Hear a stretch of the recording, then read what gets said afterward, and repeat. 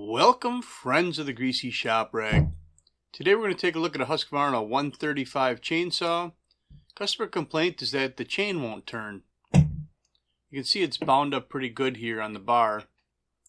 Let's get this loosened up and take a closer look at it. The 135 has a single bar nut. We're going to make sure that our chain brake is released and we take some tension off of the bar. That way the cover will pop right off of there. It doesn't look like the chain is like bound to the bar or anything. It just wouldn't spin on there. Let's take a closer look at this bar. The nose sprocket, there's a lot of paint missing. Sprocket's probably okay. But here's our culprit right here. That's the oil feed hole in the bar, and it's full of debris. You can see along the bottom edge we have paint missing. That's a sign of high heat. So that plugged hole in the bar was starving the bar of oil and the chain.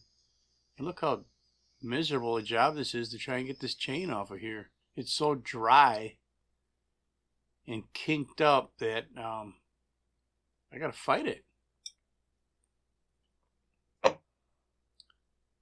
Okay, so if this thing wasn't oiling the bar and chain, how long did he run it that way? The longer you run it that way, the more wear you're going to have on the clutch drum. So we're going to pull the clutch off of here and take a closer look at the sprocket.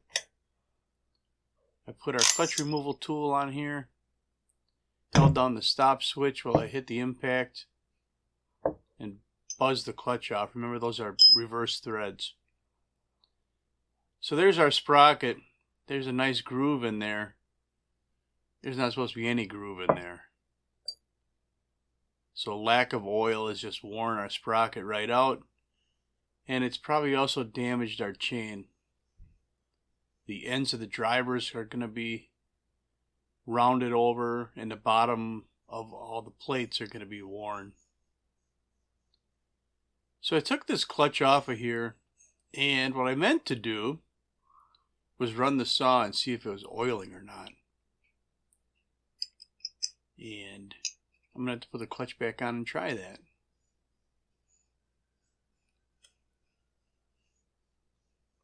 So it's pretty much a reverse process of what you just saw me doing.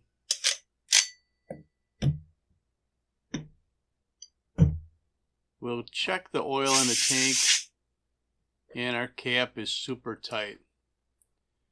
Take our handy dandy scrunch, try and break the cap loose, but it's really tight. So I keep basically a balled channel lock pliers. There's no grips on those jaws of the pliers. It's totally smooth, so I don't wreck the plastic on these caps. Alright, we'll prime this up and fire it up and see if it actually oils.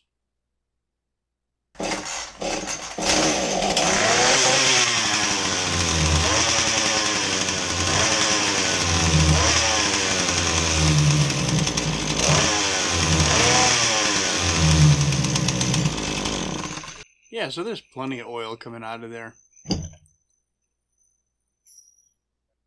I'm not concerned that there's a problem with the oil pump at all. But we are going to tear this down a little farther and inspect everything. So the clutch came back off. And now we have a big mess. So we went outside and we blew that off and made it a little bit cleaner. Now that worm gear has to come off of here. You just kind of get underneath it. Sometimes you got to turn it while you pull it off. This one is not just a plastic spline gear. It's got a metal wire wrapped in there. They hold up pretty well. There I was just checking to see what the teeth on the oil pump looked like, but we'll pull that out of there and take a closer look at it. This single screw holds the chain guide plate in place.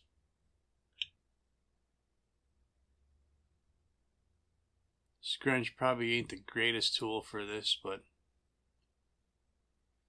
so we got some dirt underneath here. That's not uncommon.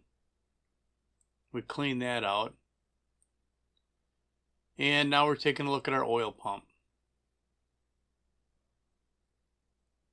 And for the most part, I'm really just looking at the splines on there to make sure it's in good shape. Making sure there's no dirt in the rubber tube. But I'd also like to point out that there's a little pin right there. That pin locates the oil pump. And sometimes it's a nice tight press fit. And other times it'll just fall right out of there. So if you're going to do this, pay attention to that pin.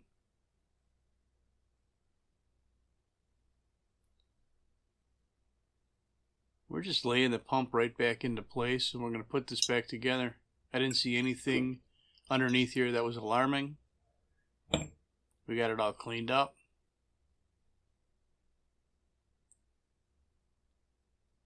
And we'll screw it back down.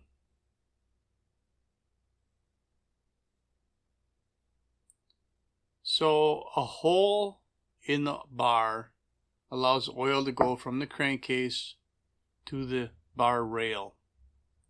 That hole is plugged up with debris. Why is it plugged up with debris, I guess is the question. And there's a lot of theories on this. I don't know which one might be right. You know, some people say that a weak oil pump won't keep that hole clean. Maybe. I mean, low operating speed probably equals low pump pressure, because obviously the slower the engine's running, the slower the pump's moving. So I would think that you'd have less pressure if you're just kind of, you know, real gentle on a throttle, doing some limbing or something like that. Low engine speed, low oil pressure. If you have a dull chain and you're creating a lot of fines, that's going to multiply the problem. Now here I'm just showing you that the clutch drum is notched for a couple of raised ribs on the pinion, and those have to be lined up. So other theories about that plugged hole in the bar include the edge of the bar, or the edge of the hole, having a little lip on it and catching debris and filling up the hole. I'm not so sure about that one. I suppose anything's possible. Let's see, fines, low engine speed. What else? I really think the dull chain and the fines is a big one on that.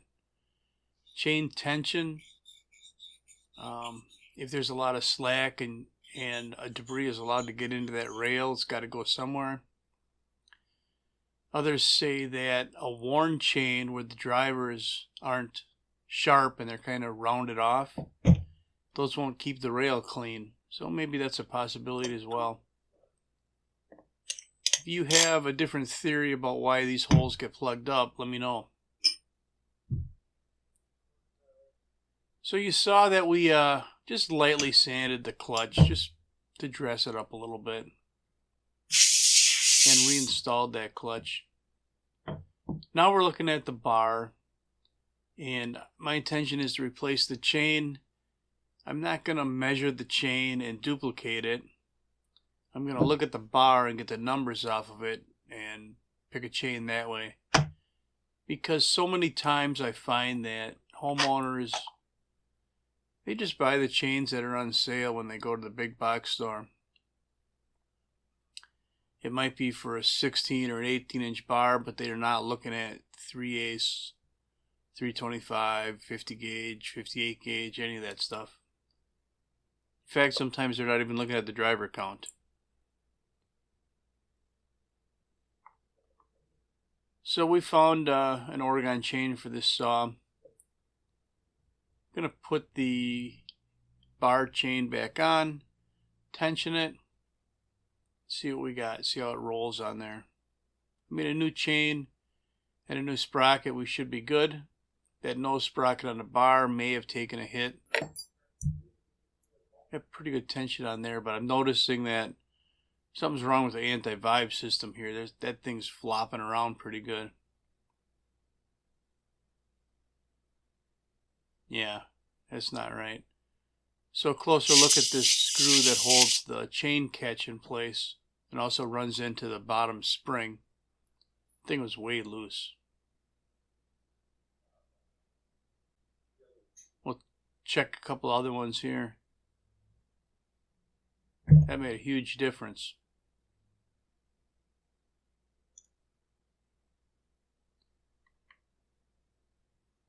Alright, that looks good. Clean up our mess here a little bit. See if we got some fuel in this thing. We do. We got enough to run it. So we're going to see if this thing will oil, and if it does, then that's all I'm going to have for you on the Husqvarna 135 chainsaw that wasn't getting oil to the chain. Thanks for watching. Later.